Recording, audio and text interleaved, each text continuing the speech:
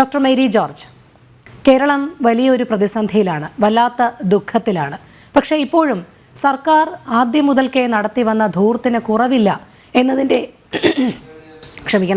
ഏറ്റവും ഒടുവിലത്തെ ഉദാഹരണമായി മാറുകയാണ് നവകേരള സദസ്സിനായി ബ്രോഷറും ക്ഷണക്കത്തുമൊക്കെ അച്ചടിച്ച വകയിൽ 10 കോടിയാണ് ആദ്യം അനുവദിച്ചത്. അതിൽ 3 കോടി നൽകിക്കഴിഞ്ഞു. 7 കോടി ഇപ്പോൾ ഏറ്റവും ഒടുവിലായി അനുവദിച്ചിരിക്കുകയാണ്. അതുമാത്രമല്ല, ഈ സർക്കാരിൻ്റെ നേട്ടങ്ങൾ മറ്റ് 5 സംസ്ഥാനങ്ങളിലേക്ക് കൂടി ഈ സിനിമാ തിയേറ്റർ മുഖേന വ്യാപിപ്പിക്കുന്നതിനായി 18 ലക്ഷം രൂപ വേറെയും അനുവദിച്ചിട്ടുണ്ട്. ഈ ദുരന്തം നടന്നത് നമുക്കറിയാം 30-ാം തീയതിയാണ്. ഓഗസ്റ്റ് 2-നാണ് ഈ ഓർഡറുകൾ ഇറക്കിയിരിക്കുന്നത്. അങ്ങേയറ്റം അനൗചിത്യം എന്ന് തന്നെ പറയേണ്ടതല്ലേ ഈ അവസരത്തിൽ?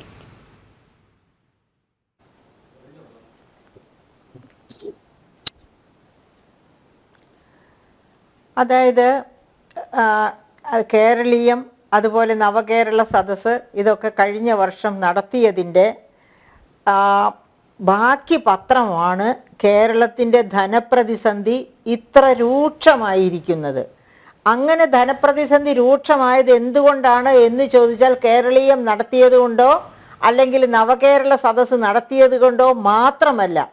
ആ കാലഘട്ടങ്ങളിലൊക്കെ ഗവൺമെൻറ്റിൻ്റെ ഭരണചക്രം തിരിഞ്ഞതേയില്ല. ഭരണരഹിതമായ ഞാൻ പറയുന്നത് കേൾക്കാമോ? കേൾക്കുന്നുണ്ട്. ഞാൻ പറയുന്നത് ലെജിബിളായിട്ട് കേൾക്കാമോ? എനിക്കൊരു കേൾക്കാൻ കഴിയുന്നുണ്ട് ശ്രീമതി മേരി ജോർജ്, തുടരാം. കേൾക്കുന്നുണ്ട്, ഓക്കെ. അപ്പോൾ ഭരണരഹിതമായ ഒരു വർഷം എക്കോ ഉണ്ട്, അതുകൊണ്ടാണ് എനിക്ക് സംശയം തോന്നിയത്. ഓക്കെ, അപ്പോൾ ഈ ഭരണചക്രം തിരിഞ്ഞില്ല എന്നതിൻ്റെ തെളിവാണ് ഈ പ്രാവശ്യത്തെ ബജറ്റ് ഡോക്യുമെൻ്റ് എടുത്തു നോക്കിയാൽ നമ്മൾ കാണുന്നത്.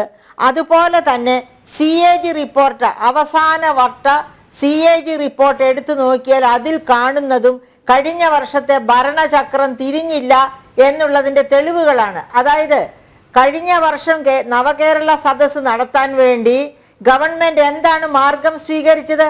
സ്പോൺസർഷിപ്പ് വഴി പണം കളക്ട് ചെയ്യുക. സ്പോൺസർഷിപ്പ്, അതായത് കേന്ദ്ര ഗവൺമെൻറ്റിനെ എല്ലാവരും കുറ്റം പറയാറുണ്ട്, ഇലക്ട്രൽ ബോണ്ട് വഴി പണം സമാഹരിക്കുന്നു എന്ന് പറഞ്ഞ്.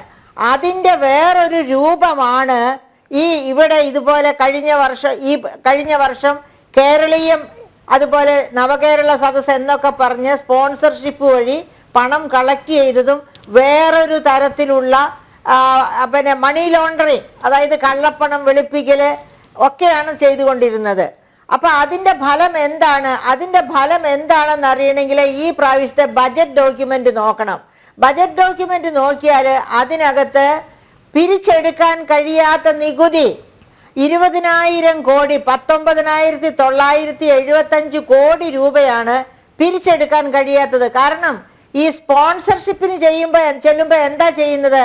അതായത് ഓരോ ഇപ്പം ക്വാറി മുതലാളിമാരോട് സ്പോൺസർഷിപ്പ് എടുക്കാൻ പറയുന്നു. അവർ 1 കോടിയുടെ സ്പോൺസർഷിപ്പ് എടുക്കുന്നു, അല്ലെങ്കിൽ 10 കോടിയുടെ എടുക്കുന്നു. അങ്ങനെ ഇതുപോലെ ഓരോ വ്യക്തിയെയും കണ്ട്, ഓരോ വ്യവസായിയെ കണ്ട്, ഓരോ വ്യാപാരിയെ കണ്ട് സ്പോൺസർഷിപ്പ് എടുക്കാൻ നിർബന്ധിക്കുമ്പോൾ അവർ അങ്ങോട്ടും പ്രതീക്ഷിക്കും. അങ്ങനെ പ്രതീക്ഷിക്കുന്നത് നികുതി വെട്ടിക്കാനുള്ള സാധ്യതകളാണ്. അങ്ങനെയാണ് നികുതി ചുമത്തിയിട്ടും പിരിച്ചെടുക്കാനാകാതെ 20,000 കോടിയോളം ബജറ്റ് ഡോക്യുമെൻ്റ് തന്നെ നമുക്ക് കാണിച്ചു തരുന്നത്. അപ്പോൾ അത് മാത്രവുമല്ല, സമസ്ത മേഖലകളും നമുക്കിപ്പോൾ നമ്മുടെ മെഡിക്കൽ മേഖല നോക്കാം, ആരോഗ്യരംഗം നോക്കാം. ആരോഗ്യരംഗം സ്തംഭനത്തിലാണ്.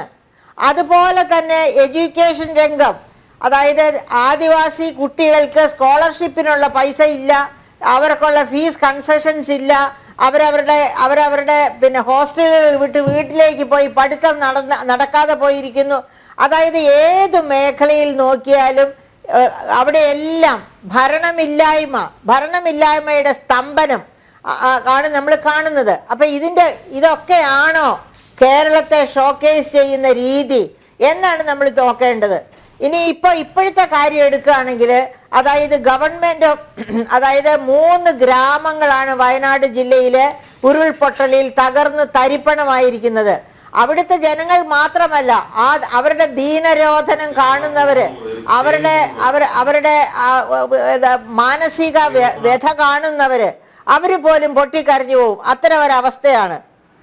അങ്ങനെയുള്ള ഒരവസ്ഥയിൽ വീണ്ടും കേരളീയമോ നവകേരള സദസ്സോ നടത്താൻ വേണ്ടി ഈ ഗവൺമെന്റ് എന്തെങ്കിലും ശ്രമം നടത്തുന്നുവെങ്കിൽ അതിനെ നിരുത്തരവാദിത്തം എന്ന് മാത്രമേ പറയാൻ പറ്റൂ.